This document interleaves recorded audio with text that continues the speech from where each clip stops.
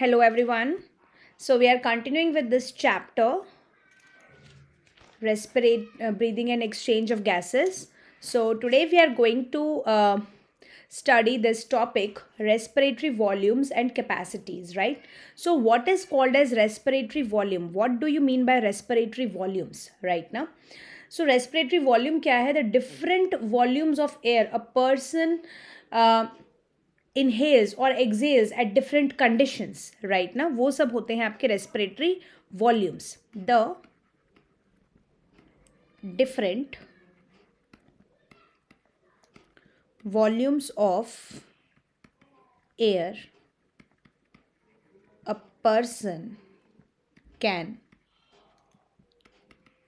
inhale or exhale at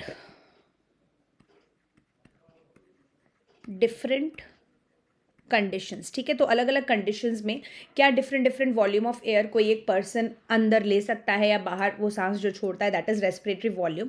and what is capacity? It is formed by combination of respiratory volumes. ठीक है, different respiratory volumes होती है, उनके combination से capacity बनती है. So capacity are formed bye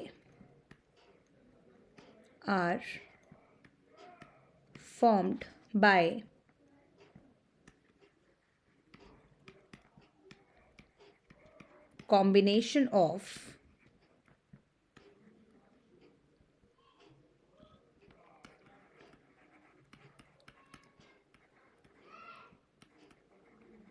respiratory volume. ठीक है, सो एडल्ट की ब्रीदिंग रेट कितनी होती है? 12 to 16 times in a minute, है ना. एडल्ट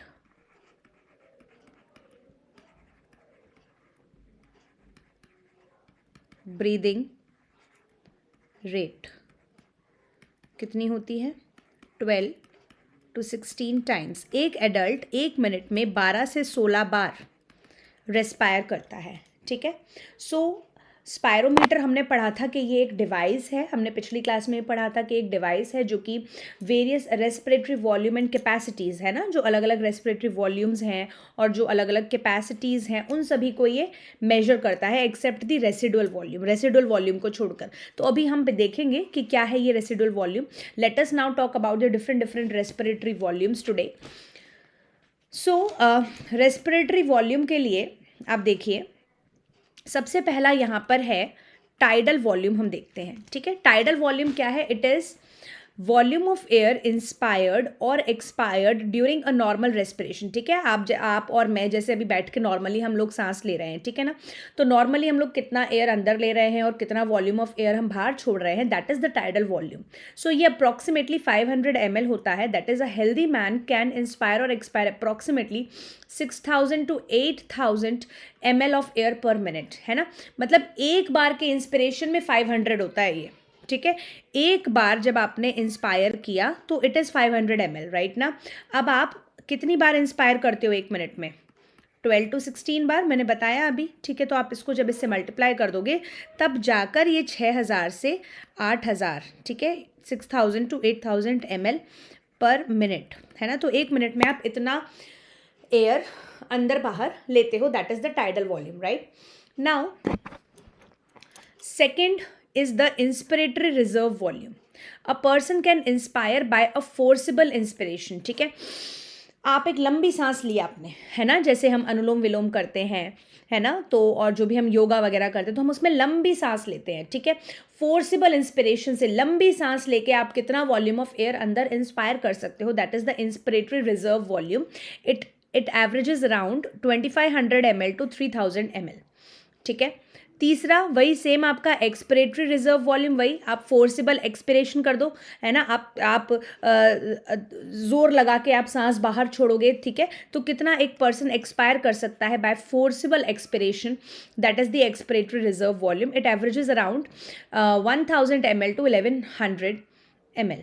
ठीक है, now the next is the residual volume. What is residual volume?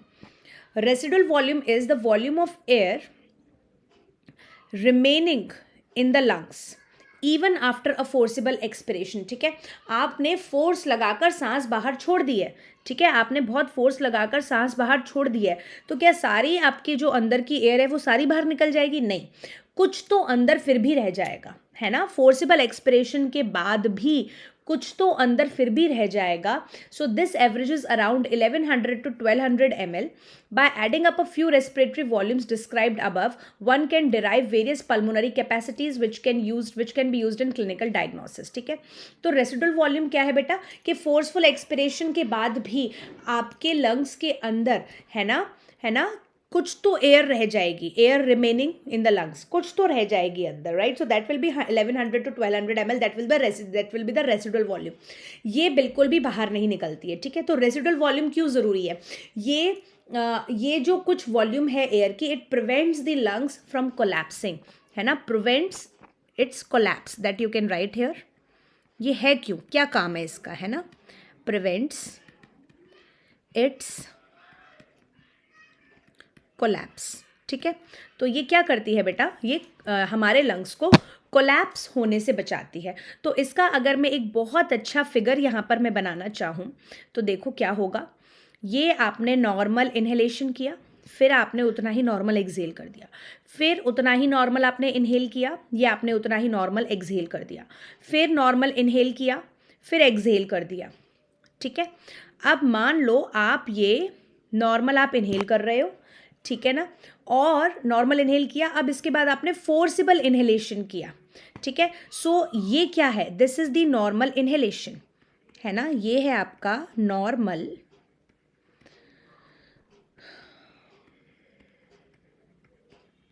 Inhalation.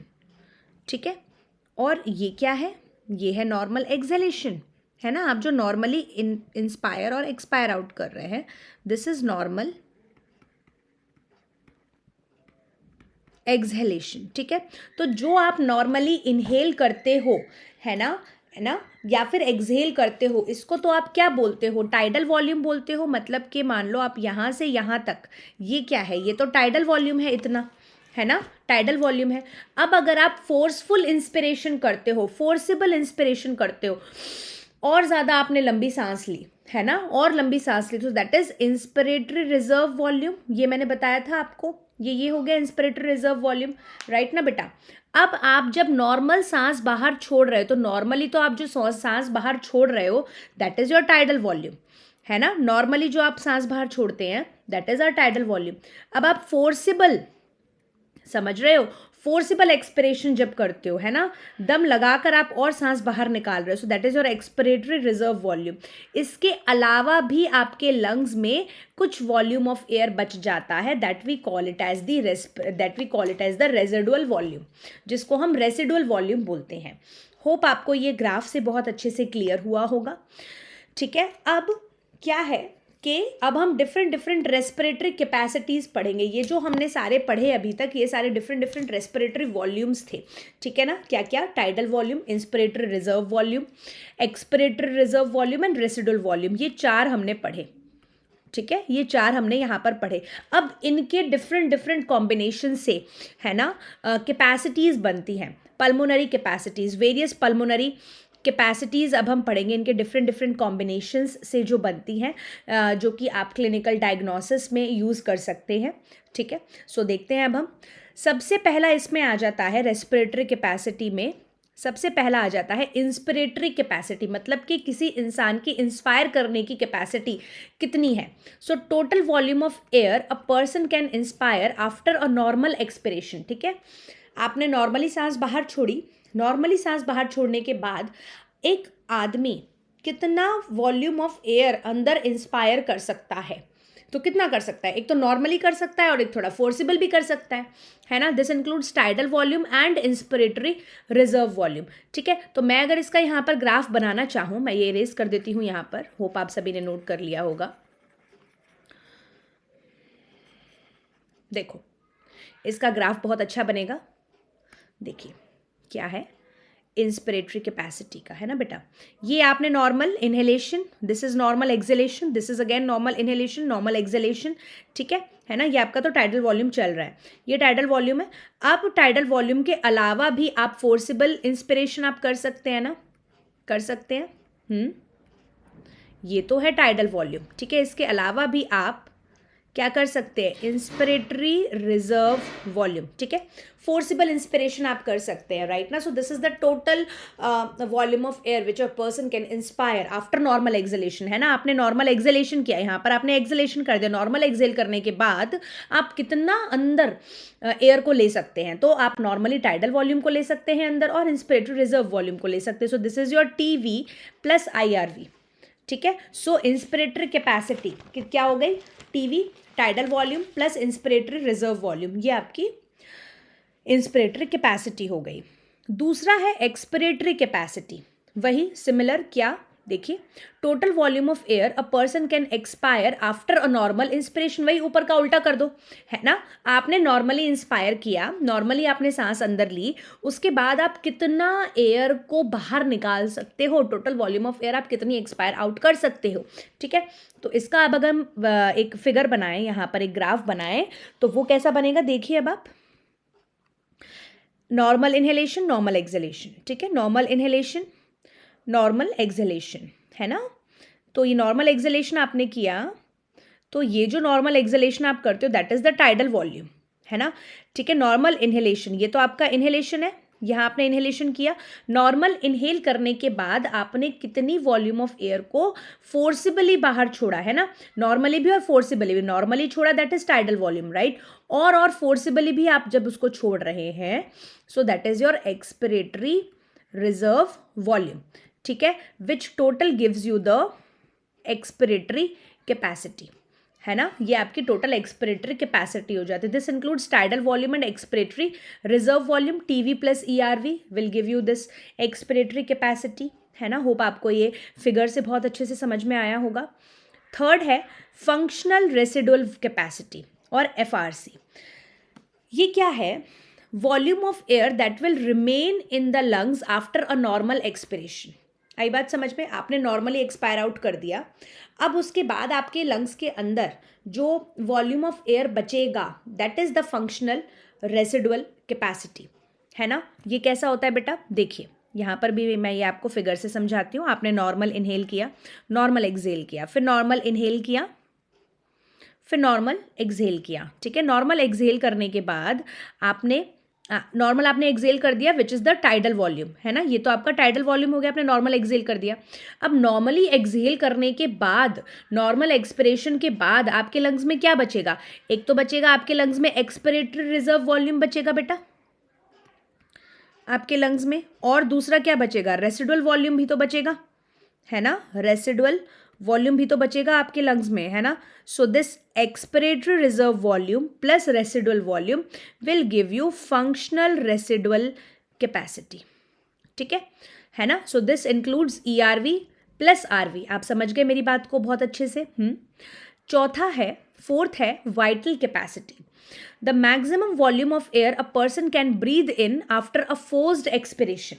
आई बात समझ में, आपने जब फोर्स्ड एक्सपिरेशन कर दिया, है ना, तो क्या मैक्सिमम वॉल्यूम ऑफ एयर एक अंदर इंसान ले सकता है। This includes ERV expiratory reserve volume, tidal volume plus IRV, और the maximum volume of air a person can breathe out after a forced inspiration, है ना। तो फोर्स्ड इंस्पिरेशन के बाद, एक लंबी सांस लेने के बाद कोई आदमी कितना मैक्सिमम वॉल्यूम ऑफ एयर वो ब्रीद आउट कर सकता है, that is the vital capacity.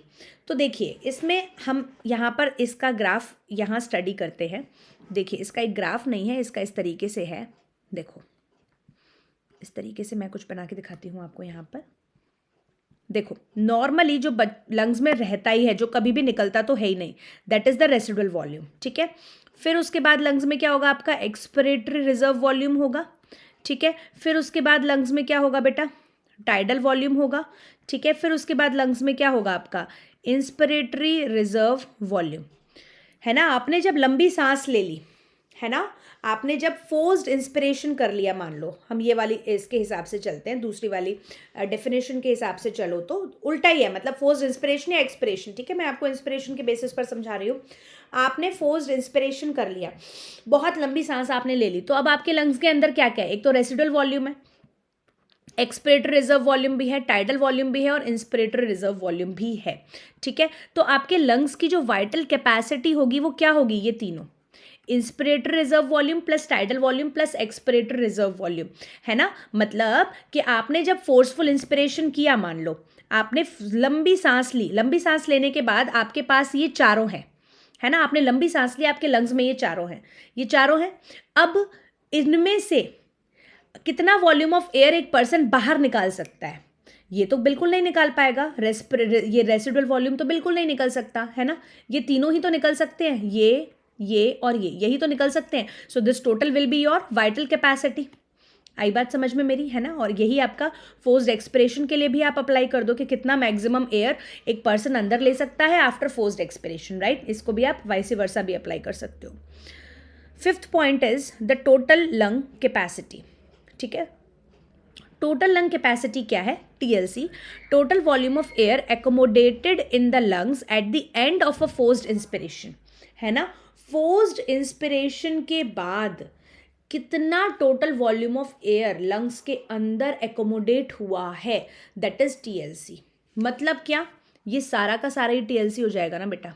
ये आपने फोर्स्ड इंस्पिरेशन कर लिया, आपने बहुत लंबी सांस अंदर ले ली, ठीक है। अब उसके बाद कितना आपके लंग्स के अंदर एकोमोडेटेड है, एक तो रेजिडुअल वॉल्यूम तो होता ही होता है, ठीक है, एक्सपिरेटरी रिजर्व वॉल्यूम होगा, फिर टाइडल वॉल्यूम होगा, फिर इंस्पिरेटरी रिजर्व वॉल्यूम होगा, राइट ना, which total will give you the total lung capacity. आपकी लंग की कैपेसिटी इतनी तो है, आपकी लंग्स की कैपेसिटी मतलब क्या, कितना मैक्सिमम एयर हमारे लंग्स अंदर ले सकते हैं, है ना, that is the total lung capacity. So this includes RV, जो होता ही है सबसे अंदर, निकलता ही नहीं है कभी बाहर, expiratory reserve volume, tidal volume and IRV. और आप इसको vital capacity plus residual volume भी बोल सकते हो, है ना, vital capacity plus residual volume भी आप इसको बोल सकते हैं टीएलसी को, राइट ना। So this was all about the different capacities we studied, and we studied about the different respiratory volumes, है ना, which was the tidal volume, inspiratory reserve volume, expiratory reserve volume and residual volume, right। अब इन्हीं के different combination से आपकी ये अलग अलग capacities बनी है। inspiratory capacity है ना, कितना कोई एक ह्यूमन इंस्पायर कर सकता है, ठीक है, तो टाइडल वॉल्यूम अंदर ले सकता है और इंस्पिरेटरी रिजर्व वॉल्यूम अंदर ले सकता है, ठीक है। एक्सपिरेटरी कैपेसिटी मतलब कि वो कितना एक्सपायर आउट कर सकता है, टाइडल वॉल्यूम बाहर निकाल सकता है और आपका एक्सपिरेटरी रिजर्व वॉल्यूम वो बाहर निकाल सकता है। फंक्शनल रेसिडुअल कैपेसिटी मतलब क्या, कि कितना, मतलब नॉर्मल एक्सपिरेशन के बाद, है ना, नॉर्मल एक्सपिरेशन के बाद कितना लंग्स में रह जाएगा, है ना, volume of air that will remain in the lungs after a normal expiration, ठीक है ना। नॉर्मल एक्सपिरेशन कर दिया, उसके बाद कितना वॉल्यूम अंदर रह जाएगा, एक तो एक्सपिरेटरी रिजर्व वॉल्यूम रह जाएगा और एक रेसिडुअल वॉल्यूम रह जाएगा, which will be the functional residual capacity, ठीक है। वाइटल कैपेसिटी क्या है, वाइटल कैपेसिटी ये तीनों है ना, कि फोर्सफुल इंस्पिरेशन या फोर्सफुल एक्सपिरेशन के बाद, है ना, फोर्सफुल इंस्पिरेशन के बाद कितना वॉल्यूम ऑफ एयर एक पर्सन बाहर निकाल सकता है, या फिर फोर्सफुल एक्सपिरेशन के बाद कितना वॉल्यूम ऑफ एयर एक पर्सन अंदर ले सकता है, ठीक है।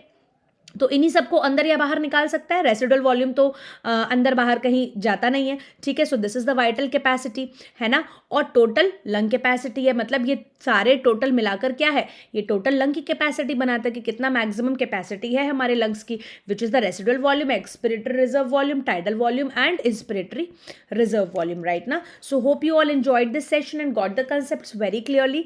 Do like the video and subscribe my channel for more such videos. Thank you. Bye bye. Good day. Take care.